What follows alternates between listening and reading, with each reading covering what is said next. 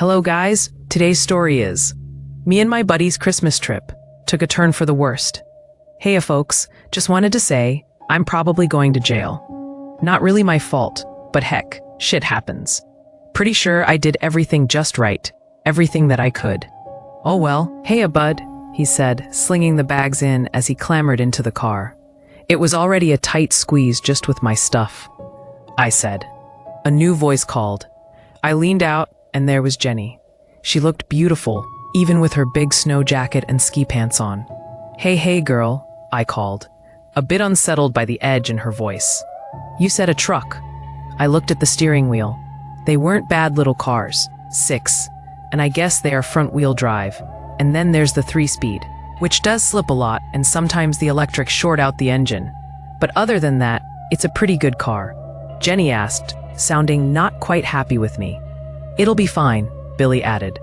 Jenny swung open the rear door, chucking in her backpack and sitting on top of it. I shrugged, yanking the stick into drive, and we set off with a lurch up the dark and snowy road to the mountains. Billy said, craning round to grin at Jenny.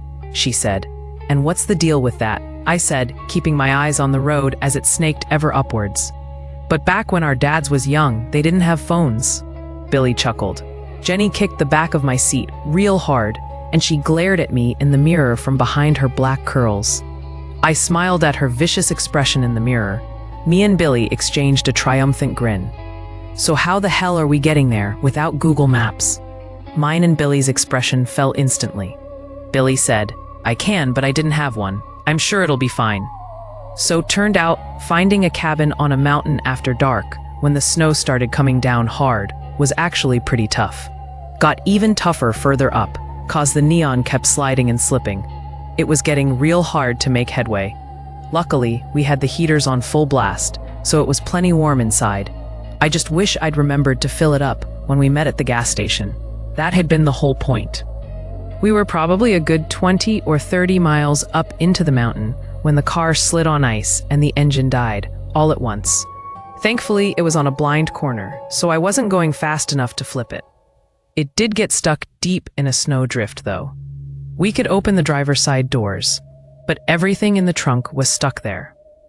Once Jenny had finished berating me and Billy stopped laughing, I yanked open the door, telling everyone to get out. What? Jenny started, not looking like she wanted to go anywhere.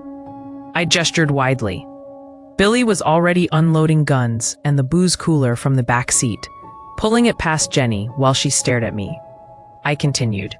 She just stared, as Billy started on the duffels with the food and fireworks.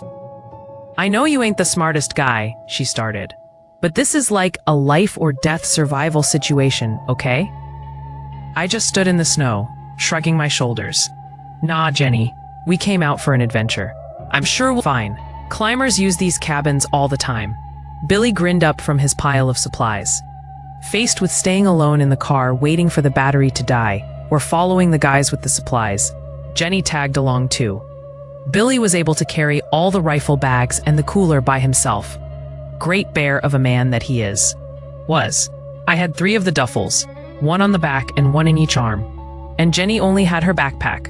But hey, we're gentlemen. Was fine for her too. She had her ski pants and jacket. Me and Billy were in jeans and flannel shirts. We had thermals and a few layers, but it was getting pretty cold, and trudging through knee-deep snow was wet and nasty. Luckily, my feet were numb after about half an hour, so it felt less painful. Now, the question of where we was headed had come up, but I'd led us downhill, towards dense tree cover and the dark valleys that were all around here. They say follow water downstream to civilization, but in the snow, so just heading randomly downhill into uninhabited woodlands seemed a sensible move. It was quite pretty beneath the pines. The snow lay nestled in their branches, and the layer on the ground was thin, letting us walk as normally as possible with numb legs, like Billy and I. After a few more minutes, Billy stopped abruptly, and I walked straight into his back. Then Jenny clattered into me, and the 2 of us fell in a heap. But the smile on his face and his big shining eyes made us leap right back up. What is it, a road? Jenny asked. He replied. He pointed ahead, and there in a clearing was a cabin. It wasn't the little one-room affair of my dad's stories.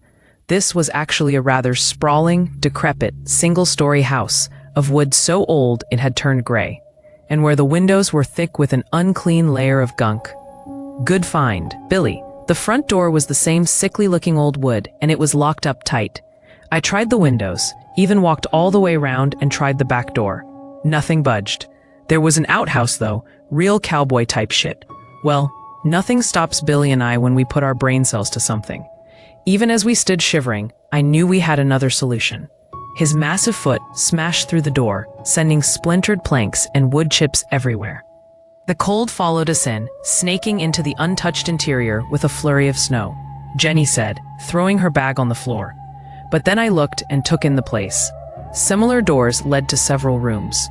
And there were old chairs, tables, not to mention the roof and walls. Everything was made of wood. Even the big trapdoor in the corner. I smiled. A few minutes later, and the little stone hearth on the left had a merry little fire going, started with Billy's Zippo, some lighter fuel, and most of the destroyed door. We might be dumb, but growing up out here you learn the basics of fire safety. I did move the fireworks bag a bit further away though. A cold breeze was still coming in through the door, but none of us were shivering anymore. I was even started to get some feeling back in my feet. Jenny, though, had decided to take the Zippo as a makeshift torch and search the dark house. It was just as I was starting to relax and feel good about this trip that she called me from the other room. I told Billy to get some food going, and made my way as quietly as possible through the house. In the back room, I found her stood over a desk, reading some old papers in the light of the Zippo. Trying not to disturb her concentration, I moved up behind her in silence and placed a reassuring hand on the back of her neck. Her scream was loud enough to wake the dead, and she jumped so high I could swear she almost concussed herself on a roof beam. "What the fuck?" she groaned, getting up from the floor, retrieving the fallen lighter. Didn't want to disturb. She thrust the Zippo into my hands, and I tilted it to shine over the page. October 3rd, and it's 1911. The creature we found in the Arctic is, I believe, a parasite of some form, wholly ungodly in its ability to quickly corrupt and twist the living. It is nearly immortal. Only fire forces it to dormancy, in which case it can be handled. I have sealed it in a jar of spirits, chained and boxed in the basement. Jenny asked, looking at me with a smoldering frustration. Dude who lived here must be like a writer. P. Lovecraft was from Rhode Island, dipshit. Besides, no one famous has ever come from Montana. I think this might be real. Swat, we sat around the big 10-gallon jar.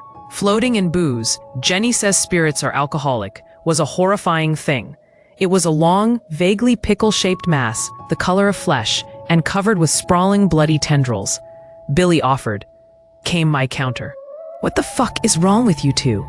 The letter says it's some kind of fucked up John Carpenter thing.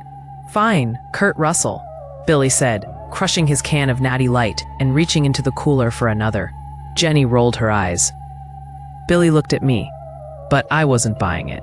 He sat in silence, reflecting on the problems offered by a night without Xbox, football, or YouTube. He nodded. Despite Jenny's numerous objections, we at least had a solid plan, and began polishing off as many beers as we could. Drinking keeps you warm anyway. Actually, Jenny said that weren't true, but we were still feeling warm when we grabbed a bunch of fireworks and tried to load up our shotguns with our sloppy motor functions. We had brought our deer rifles for real hunting. Our pair of Remington 870s were really just for giggles. My Uncle James always said the first rule of gun safety was, have fun. Shame about that negligent discharge. 38 special at his grave every year.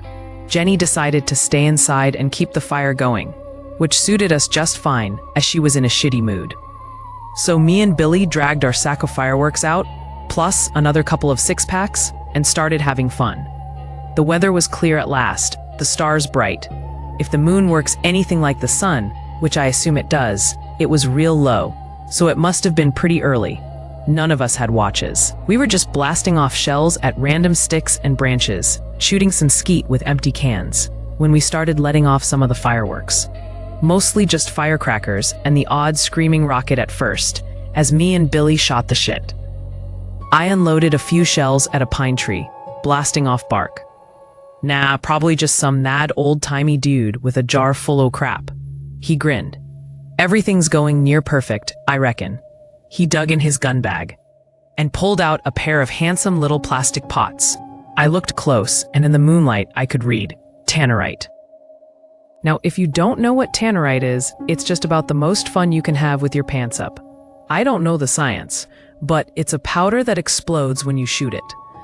Probably some sort of aluminum powder mixed with a nitrate-based reactant to make a pressure-sensitive explosive, but I don't know the science. Gleefully, we mixed it up, and then Billy had the best idea of the night yet. Why don't we just shove it in the middle of all the fireworks? I patted the genius man on the back. Unfortunately, the shotguns weren't going to cut it, so I headed back in to fetch my rifle. Jenny asked, looking real tired and eating a can of beans. 5 Creedmoor out of its bag. I said, a bit too drunk to load the thing, but luckily I'd left it loaded with the safety off, just in case of such a drunken shooting session. Jenny groaned, kind of folding in on herself, as put her head in her hands. I was utterly dumbfounded. What are you talking about? This is all going great. We're having the time of our lives. I don't get why you're being so damn cranky. For some reason, she didn't like that and turned away, stonewalling me. Well, it was normally best to leave her to sulk, so I staggered back out. 100 feet or so from the cabin, Billy had set up a pile of all the biggest, most illegal, most deadly fireworks we had, and he promised me that 2 pounds of Tannerite sat at its heart. I gave him a big hug, thanking him for the best night of my life so far. Then we laid behind a fallen tree and I took aim. The explosion ripped across the forest, shaking snow from the closest trees. It wasn't the biggest boom, but big enough, and all the fireworks starting blasting off. Colors whizzed and screamed through the trees. Rockets wheeled crazily in the sky. It was like some Star Wars shit.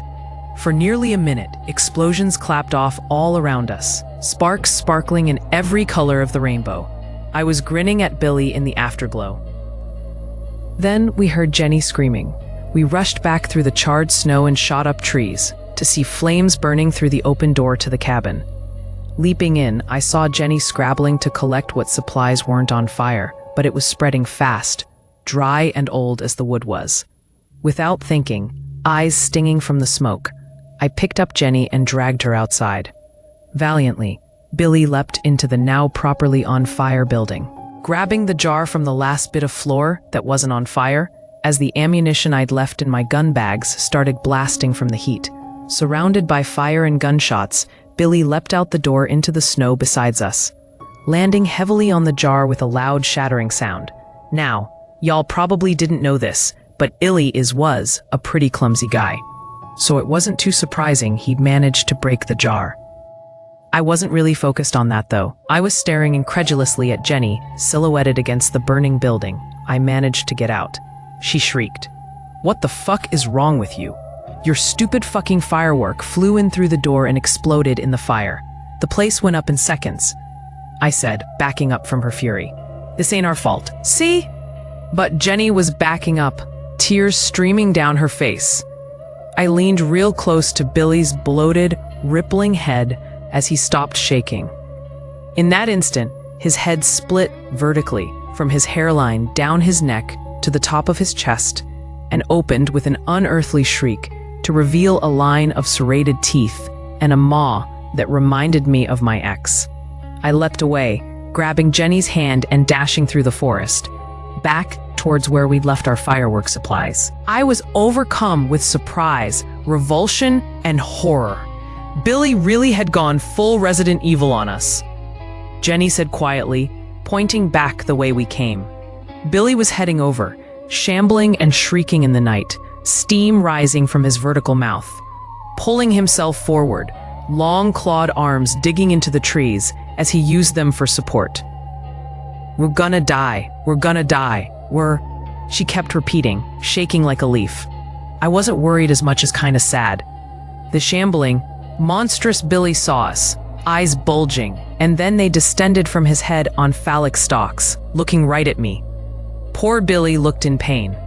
I looked at my feet, and there was his trusty boomstick. I grabbed it, heaving it up. Good old Billy had left it loaded, chambered, and with the safety off, just like Uncle James taught us. My throat caught as I looked for some final words for my best buddy.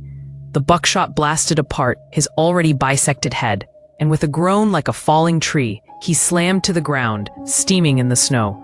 His body sagged, reverting back to a more human-like form. Jenny and I went up to him, looking at the mess of gore that had been Billy. In the firelight, something was writhing in his ruined face. Jenny leapt into action. She grabbed his ankles. Well, the note had said that, so I grabbed him under the shoulders. And together we hefted the 6'5" body back to the raging inferno that had been our cabin. His blood and brains were running warm down my front, but I took no notice. I was focused on the writhing mass of tentacles, trying to wriggle out of my buddy's skull cavity. Just as the thing was about to get free, we chucked him in the blaze. Instantly, the thing started squealing like a pig with its nuts stuck in a gate. There was a rancid smell of burning hair, which soon gave way to a scent just like the summer hog roast. Jenny cried and cried, wrapped in my arms. As the sun started to rise, a few hours later, we were back at my house. Why, see, we descended the mountain on the wrong side. Turns out we were only a couple hours from town after all. Oh well, that's how things go sometimes. Luckily, my dad was at work, so we cleaned up and I made breakfast. Jenny wasn't eating any bacon or sausage. More for me, I guessed. After that, Jenny insisted on calling the police. That's when things got bad. Turns out, Jenny's family had filed a missing persons report last night, so as the officers arrived, they explained I was facing kidnapping charges. Everyone had been called in to help search for her. They really weren't happy. I was practically catatonic at this point, just kinda shaking and staring at her plate. Then the question came up about what happened, and I knew the cops wouldn't buy the whole evil ancient Arctic parasite jar story. So I said we went on a hunting trip with Billy and had a little accident. They took Jenny to the station, and now they've gone to look for the remains of the cabin now. And I'm just sitting here, waiting for them to find all the horrors we left there. So yeah, probably going down for kidnapping, definitely for murder. And they may or may not bring that parasite back with them. All in all, I think everything went about as well as it could have, but this is probably still the worst Christmas ever. Not sure what the takeaway is from all this. It ain't like a story with a message. Me and Billy did everything right, made all the right choices. And now he's dead and I'm gonna be arrested. I'm sure Jenny would disagree, but what does she know? It's like that bald guy from Star Trek says, you can do everything right and still lose. That ain't weakness, it's just life. See you around, and Merry Christmas. Thank you for following our story today. If you want to see more, please like and subscribe.